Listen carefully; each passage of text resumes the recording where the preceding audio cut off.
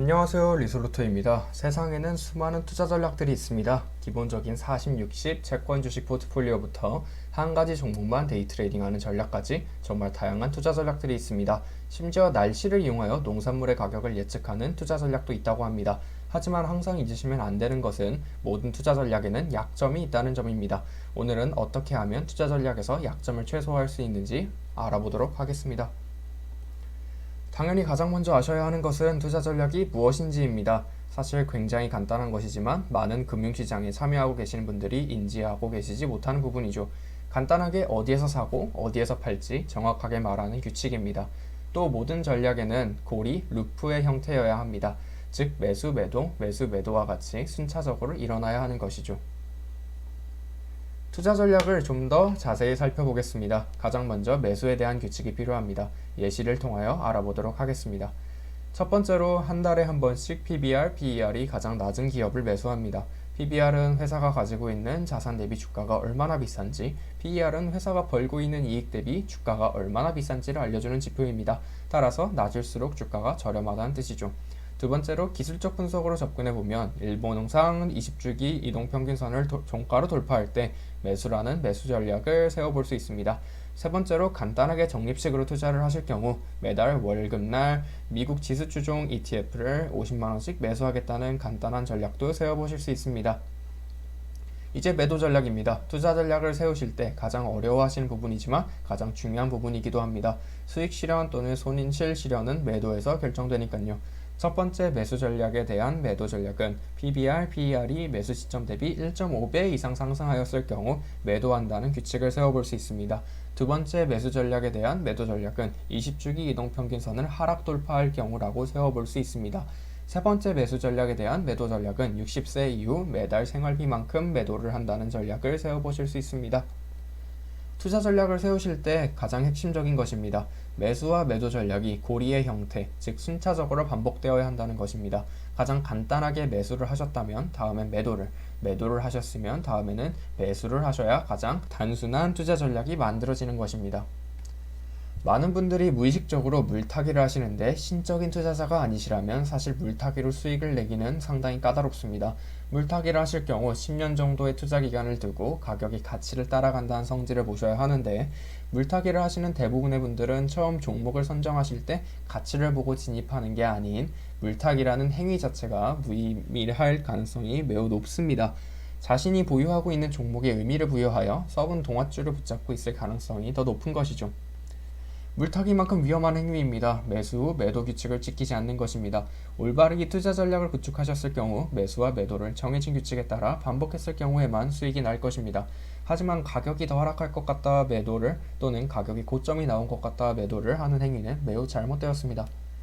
또 매도 규칙은 잘 따랐으나 다음에 거래에서 섣부른 매수를 하는 것도 매우 위험합니다.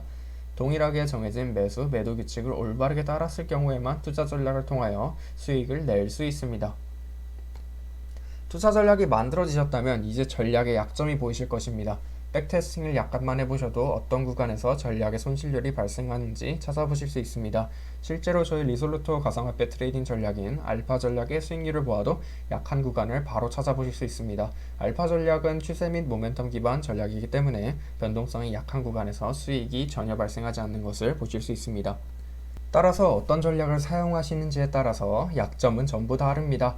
추세 추종 전략을 이용하실 경우 비추세 구간이 약점일 것이고 비추세 전략일 경우에는 추세 구간이 약점일 것입니다. 즉 어떠한 전략을 사용하는지에 따라 완전히 다른 구간이 약점으로 작용할 수 있죠.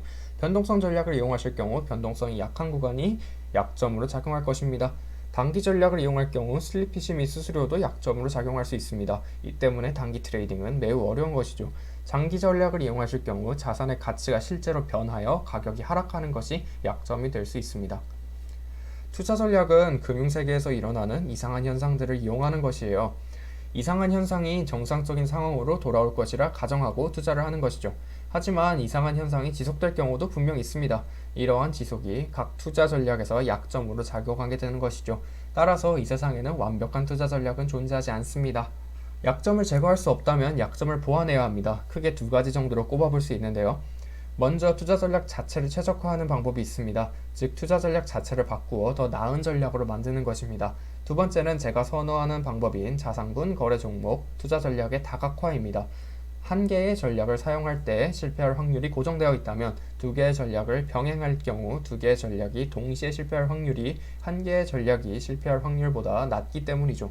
먼저 투자 전략에 대한 가정은 자산 가치가 우상향하도록 설계되어 있어야 합니다. 즉 이미 본인이 사용하고 있는 전략 한 가지만을 이용해도 대부분의 상황에서는 돈을 벌 수 있어야 합니다. 제가 매번 언급하는 미국 주가를 추종하는 ETF를 적립식으로 매수하는 것도 우상향하는 투자 전략 중 하나입니다. 그리고 이러한 우상향하는 전략의 약점을 보완하여 더 큰 수익을 내고 손실을 감소시킬 수 있도록 만드는 것입니다. 다시 한번 언급하지만 손실을 완전히 없앨 수는 없습니다. 투자 전략 자체를 최적화하면 이와 같은 모습으로 나타납니다. 비슷한 수익률을 가지고 기간 내 손실률이 현저히 낮아진 모습을 보실 수 있습니다. 투자 기간 내에 받은 본인의 잔고에 마이너스가 찍히는 구간을 줄이는 역할을 하는 것이며 고통을 줄인다 정도로 보실 수 있습니다. 하지만 투자 전략 자체를 건드는 것은 과체적화의 늪으로 빠지실 수 있습니다. 이 때문에 자산군, 거래 종목, 투자 전략을 다각화하는 것을 저는 선호하는 편입니다. 한 개의 전략을 최적화하여 나은 수익률 곡선으로 맞추기보다는 몇 가지 전략들을 섞어 각각의 전략에 대한 리스크를 줄이는 쪽으로 가는 것이죠. A 전략을 보시면 중간쯤에 자산 가치가 하락하는 손실이 나는 약점 구간이 있습니다. B 전략을 보시면 처음과 끝쯤에 자산 가치가 하락하는 손실이 나는 약점 구간이 있습니다. 이 두 전략을 합친다면 서로 하락하는 구간에서 상승하는 효과를 보여 선형적으로 자산 가치가 올라가는 모습을 보실 수 있습니다. 이 다각화의 중요성을 아시면서 많은 분들은 하지 않고 계십니다. 그리고 실제로 여쭤보면 소액으로 다각화를 해봐야 뭐 하겠냐 라는 식의 답변으로 돌아오죠. 하지만 실제로 금융수익을 얻고 싶으시면 다각화는 필수적이라고 생각합니다. 그리고 소액으로도 충분히 다각화는 가능하죠. 다각화를 해야 하는 이유는 간단합니다. 과거의 가격 또는 자산 가치가 꾸준히 올랐어도 미래는 어떻게 될지 아무도 모르기 때문이죠. 즉 잘 나가던 회사가 내일 어떻게 될지 아무도 모릅니다. 또 각각의 투자 전략들은 과거에 꾸준히 좋은 성과를 보였던 백테스팅을 통하여 검증된 데이터이기 때문에 큰 수의 법칙 효과를 좀 더 효과적으로 누리실 수 있습니다. 거래 횟수가 많아지면 큰 수의 법칙에 근접하기 쉽기 때문이죠. 다각화의 한 가지 아쉬운 점은 수익률이 높은 전략만을 이용하는 것이 아니기 때문에 절대 수익률은 항상 떨어지게 됩니다. 하지만 저는 손실이 발생하는 것보다 안정적인 수익률이 절대적으로 좋다고 생각합니다. 보잉과 애플의 차트를 같이 보도록 하겠습니다. 먼저 두 종목은 2009년 이후 강하게 반등하여 상승 모멘텀을 보여줬으며 2010년쯤에 매수를 해볼 만한 위치까지 올라왔습니다. 이때 두 자산을 동시에 매수하였을 경우 보잉은 3년간 상승하지 않았으나 애플은 해당 기간 동안 상승하였습니다. 즉 두 자산을 동시에 매수하여 동시에 보유하였다면 결국 그 수익률은 플러스였을 것입니다. 또 2013년쯤에는 보잉이 상승하고 애플이 하락하는 모습을 보입니다. 상승과 하락이 동시에 일어났으니 수익률은 0으로 상쇄되겠죠. 현재도 비슷합니다. 현재 보잉은 횡보하고 있으나 애플은 상승하고 있습니다. 따라서 수익률은 플러스로 나오겠죠. 실제로 2010년에 애플 6주와 보잉 4주를 각각 매수하였을 때의 수익률입니다. 각각의 주가가 상승과 하락을 할 때마다 저희 자산은 상승과 하락을 반복하게 되죠. 하지만 두 주식을 전부 보유하였을 경우에는 비교적 선형적인 모습을 보입니다. 첫 번째로 표시한 구간을 살펴보면 애플은 상대적으로 큰 낙폭을, 보잉은 소폭 상승을 하였습니다. 두 주식 모두 보유했을 경우에는 낙폭이 줄어드는 효과를 눈에 띄게 받고 있습니다. 두 번째로 표시한 현재 시점을 살펴보면 보잉은 횡보를 하고 있으며 보잉은 상승하는 모습을 보입니다. 이에 따라 두 주식 모두 보유했을 경우 수익률이 플러스를 유지한다는 점을 보실 수 있습니다. 즉 우상향할 것이라는 가정하는 두 주식을 모두 보유하였을 경우 수익이 발생하는 구간에서 안정성 있게 수익을 낼 수 있다는 점을 눈으로 확인할 수 있습니다.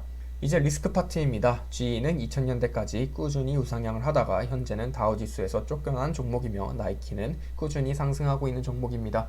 1981년 두 종목을 동일하게 달러 액수로 매수했을 경우입니다. GE를 매수하셨을 경우에는 현재 손실률이 어마어마하다는 것을 보실 수 있죠. 만약 두 종목을 전부 매수하였다면 저희는 여전히 돈을 벌고 있었을 것입니다. 즉 성공할 만한 종목 한 개를 꼽기는 어렵지만 여러 개의 종목을 골라 그중 몇 개의 수익성 높은 종목이 손실이 발생하는 종목의 손실률을 만회한 수익률을 내게 하는 것은 비교적 쉽습니다. 주식을 매수 후 보유하는 전략뿐만 아니라 트레이딩의 세계에서도 똑같이 작용합니다.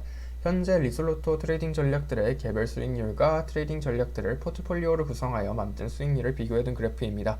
표면적으로 보셨을 때에는 나스닥 전략만 거래하면 되지, 왜 다른 전략도 병행해야 하지? 라는 생각이 드실 수 있습니다. 실제로 주변 분들께 많이 들었던 질문입니다. 하지만 다시 앞에서 언급한 내용들을 기억해 보시면 이 트레이딩 전략은 언제 망가질지 모릅니다. 평생 안 망가지면 좋겠지만 말이죠. 또 굳이 왜 가상화폐를 거래하냐라는 질문도 많이 받았습니다. 이는 표시한 구간을 보시면 아시겠지만 유로와 나스닥만 거래한 검정색 선과 모든 것을 함께 거래한 빨간색 선의 기울기를 비교해 보시면 아실 수 있습니다. 나스닥과 유로가 비교적 돈을 벌고 있지 못할 때 가상화폐가 수익률을 끌어올리는 모습을 보실 수 있습니다.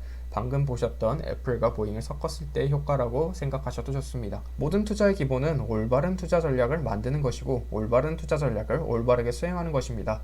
그리고 이번 영상에서 다룬 내용은 한 단계 더 나아가 지속 가능한 투자를 하기 위한 자산 배분을 다뤄보았습니다. 지금까지 리솔루트였습니다. 감사합니다.